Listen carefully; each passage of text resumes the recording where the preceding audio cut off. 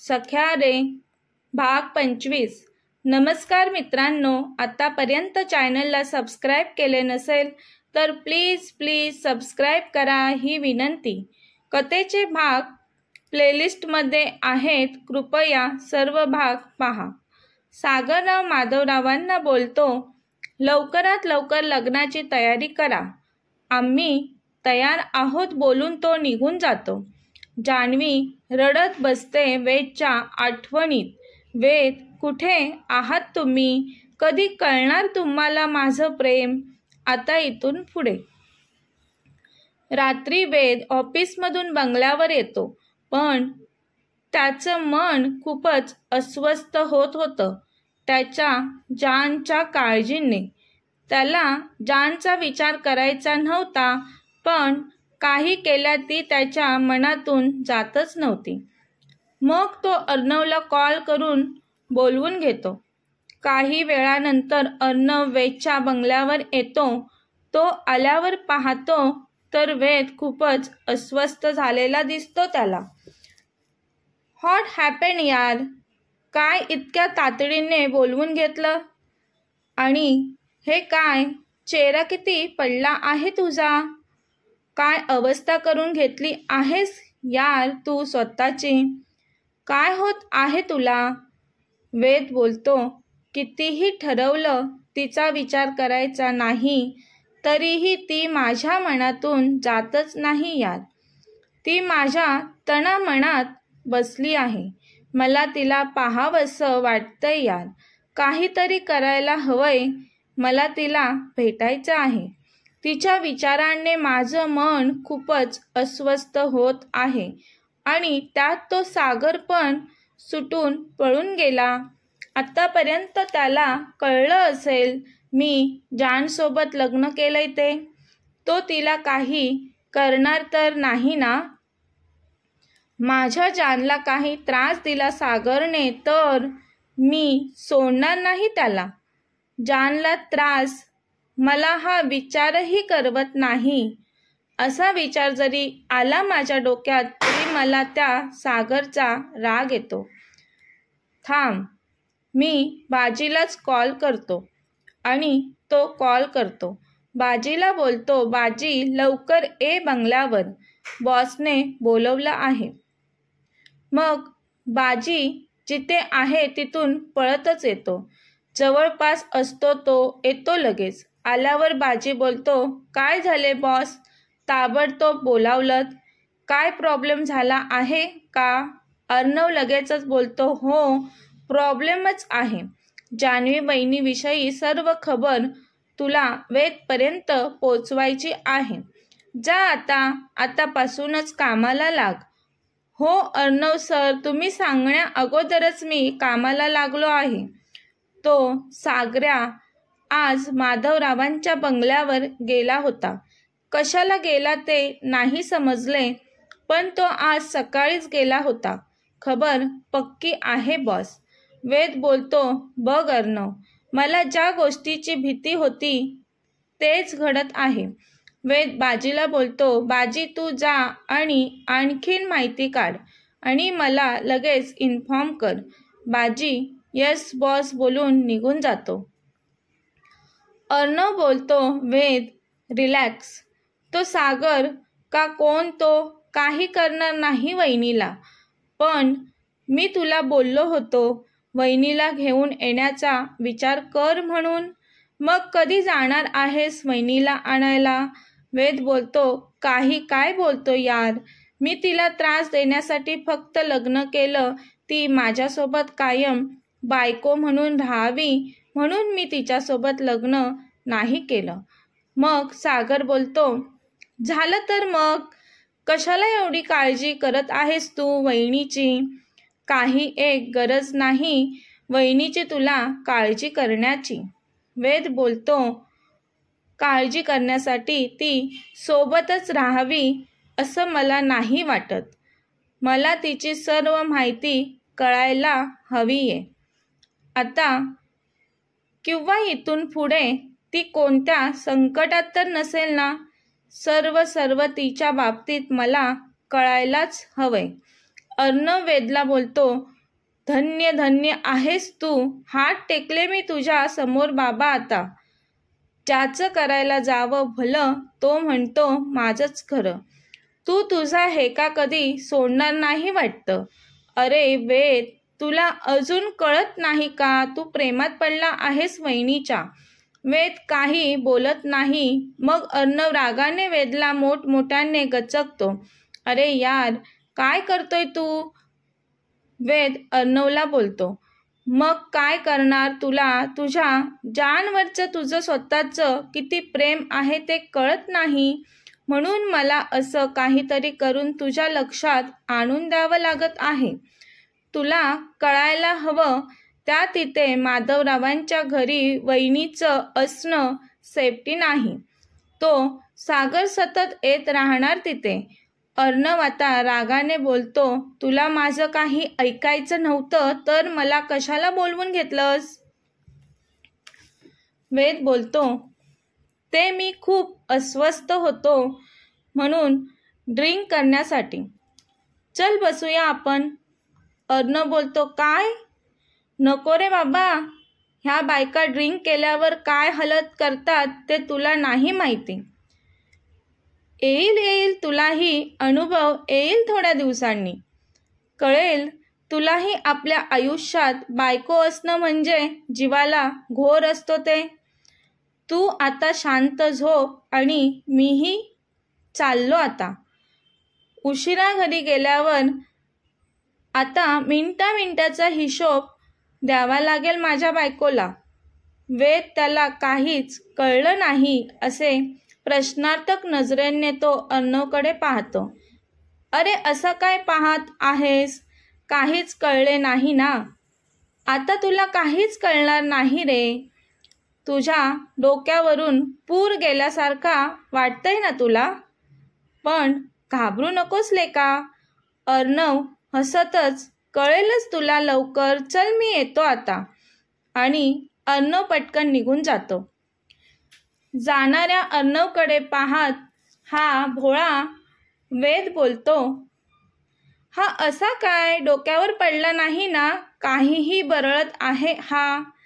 आता ह्या बधीर वेदला सांगावं लागणार आहे, बाबा डोक्यावर तो नाही पडला तर तू पडला आहेस, जे की तुला काहीच कळत नाही म्हणून. इकडे सागर जान्हवीला पाहून वेडापिसा झालेला असतो. मनातच किती सुंदर नाजूक आहे ती. अप्सराही तिच्या पुढे फिकी पडेल. बाबांना मला सांगायला हवंय लवकरात लवकर आमचे लग्न उरकायला. तो खुश असतो. त्याची खुशी त्याच्या गालावर दिसत असते. तेवढ्यात त्याचे वडील महिपतराव डिनरसाठी येतात. त्याच्याच समोर येऊन बसतात ते. त्याला खुशीत पाहून मुद्दामच विचारतात, मग काय सागरराव, कशी वाटली आमची सुनबाई? आवडली की नाही हे आम्ही तुम्हाला विचारणारच नाही, कारण तुमच्या चेहऱ्यावर ते स्पष्ट दिसत आहे. तसा सागरराव गालातच हसतो. किती लाजताय सागरराव, महिपतराव बोलतात. रात्री झोपताना जान्हवीच्या विचारांनी त्या सागररावाला झोपच येत नव्हती. तो मनातच तिला भेटून आपल्यापासून मन बेचैन झालं आहे. तो मनातच तिला भेटून आल्यापासून मन बेचैन झालं आहे. आमचं लग्न कधी होईल तोपर्यंत मी माझ्या मनावर ताबा नाही मिळवू शकत.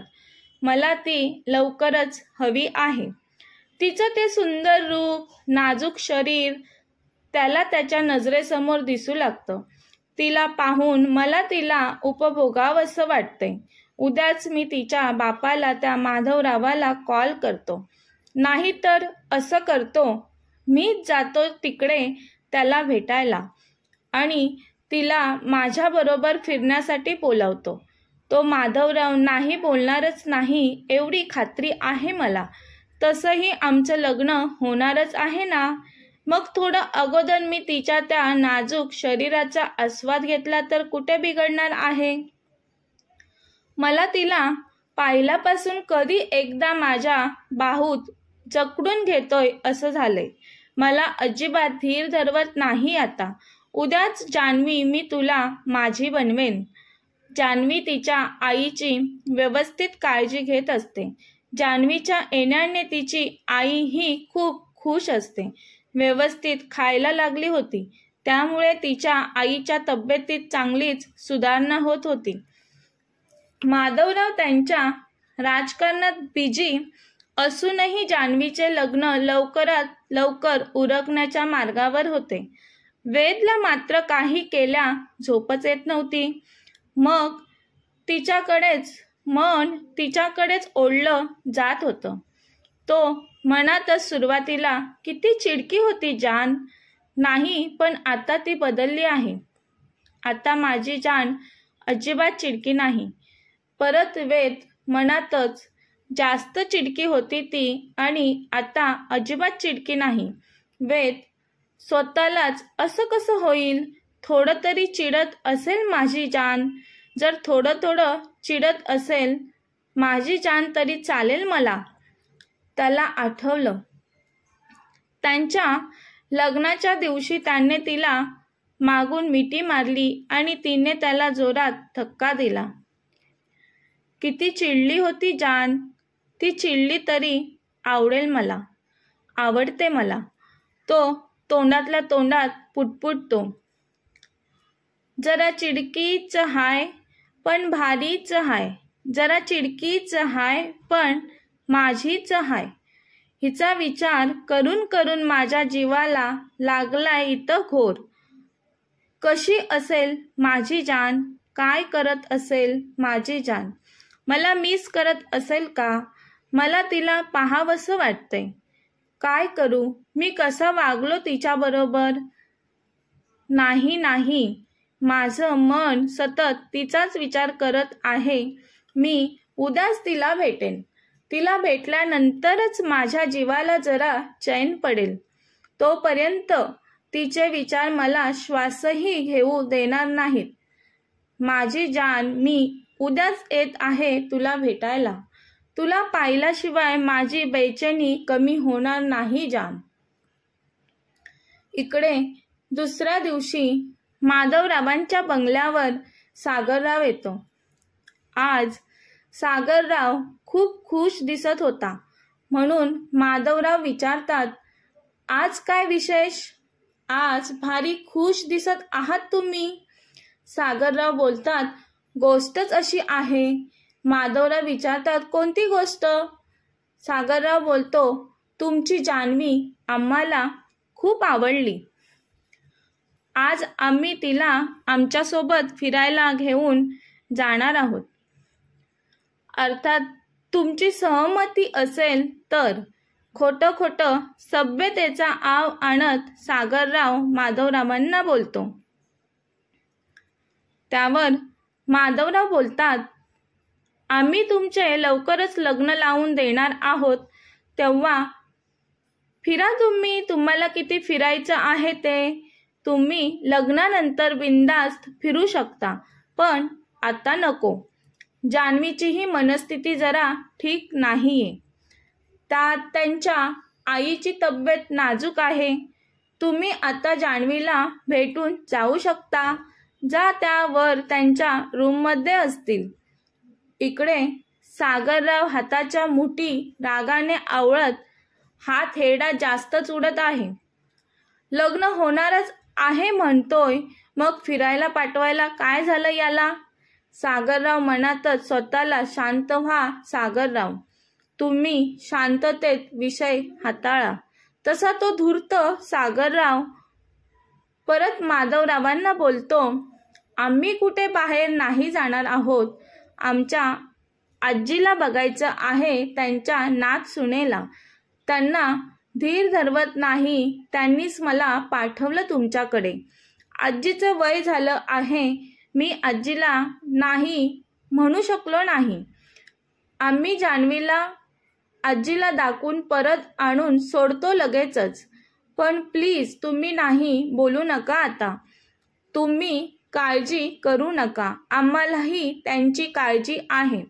आमची होणारी पत्नी आहे जान्हवी आता. सागरराव जास्तच गयावया करू लागतो.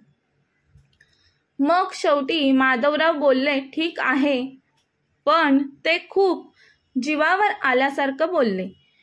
त्यांच्या मनाला पटत नव्हतं जान्हवीला असं पाठवायला. सागरराव बोलतो, आम्ही बाहेर थांबतो, तुम्ही त्यांना तयार होऊन बाहेर यायला सांगा. माधवराव जान्हवीला जाऊन सांगतात. जान्हवी बोलते, मी नाही जाणार त्या गुंडाबरोबर फिरायला. माझं लग्न वेदसोबत झालं आहे. मला त्या सागररावाची किळस वाटते. आम्ही तुझं लग्न मानत नाही, माहिती आहे तुला. आणि काय बोलते जान्हवी तू हे? होणाऱ्या नवऱ्याची तुला किळस वाटते? मला काही एक ऐकायचं नाही तुमचं. तू तयार होऊन खाली ये, आणि तुला यायचं नसेल तर या बापाचं मेलेलं तोंड पहा. तू काय ते ठरव. त्यानंतर माधवराव निघून जातात. जान्हवीला तर काही सुचत नव्हतं. वडिलांनी तर डायरेक्ट मरण्याचीच धमकी दिली तिला. ती घरी घातलेल्या कपड्यांवर तशीच गेली खाली. तिला त्याच्याबरोबर फिरायला जाण्यात अजिबात इंटरेस्ट नव्हता, पण तिच्या बाबांमुळे तिला जावं लागलं. समोरून त्याच्याकडे चालत येणारी जान्हवी पाहून त्याच्या मनात लाडू फुटायला लागले. कमालीचा खुश झाला तो. आली आली मनातच स्वतःशी सूर लावून बोलला. जान्हवी येऊन त्याच्यापासून काही अंतरावर उभी राहते. तो तिच्या जवळ येत बोलतो, डार्लिंग, इतक्या दूर का उभी आहेस? जान्हवीला त्याचा खूप राग येतो. ती त्याच्याकडे डोळे वटारून पाहते. काय? मला डार्लिंग बोलू नका. माझं नाव जान्हवी आहे. जान्हवी, बोला मला, ती त्याला बोलते. तो पुन्हा, नाही डार्लिंग, मी तुला डार्लिंगच बोलणार. तिला त्याच्या सडक्या तोंडाबरोबर लागायचंच नव्हतं. ती डोळे गोल गोल फिरवते आणि रागाने त्याच्याकडे पाहते. जान्हवी त्याला विचारते, कुठे घेऊन चालला आहात तुम्ही मला? तसा तो बोलतो, कळेल डार्लिंग तुला, इतकी कसली घाई? गेल्यावर बघच तू. चल बस गाडीत डार्लिंग, त्याच्याशिवाय आपण जाऊ शकणार नाही. तसं जान्हवी त्याच्या कारचा मागचा डोर उघडू लागते. तिला तसं मागचा डोर उघडताना पाहून, आहा, हे काय करत आहेस तू? नाही नाही, मागे कुठे बसत आहे तू डार्लिंग? मी तुझा होणारा नवरा आहे. तू अशी मागे बसलीस तर ते कसं दिसेल बरं? बरं नाही दिसणार ना डार्लिंग. त्याच्या तोंडून सारखं सारखं डार्लिंग ऐकून ऐकून तिचं डोकंच भणभणायला लागलं होतं. ती रागातच बोलते, चला पटकन, कुठे जायचं आहे ते? मला लगेचच परत यायचं आहे. माझ्या आईची तब्येत ठीक नाही. तिला दुपारची औषधं द्यायला मला परत यायचं आहे. तसा सागरराव क्रूरतेने पाहतो तिच्याकडे. नंतर उगाचच गोड बोलण्याचा प्रयत्न करत बोलतो, हो डार्लिंग, मला माहिती आहे. आपण जाऊयात आता. चल बस पटकन, म्हणजे पुन्हा लवकर परत येऊ. तो कारचा पुढचा डोर उघडून देतो जान्हवीला. जान्हवी बिचारी बसते, तिची मजबुरी असते. पण तो धूर्त सागरराव तिच्या मजबुरीचा फायदा घेत असतो. आता पुढे काय होईल? सागरराव काय करेल जान्हवीसोबत? वेदला कळेल का जान्हवी सागररावासोबत आहे ते? कळले तर वेद काय करेल? या सर्व गोष्टी पाहण्यासाठी चॅनलला सबस्क्राईब करा. कथा आवडल्यास लाईक, शेअर आणि कमेंट करायला विसरू नका. धन्यवाद.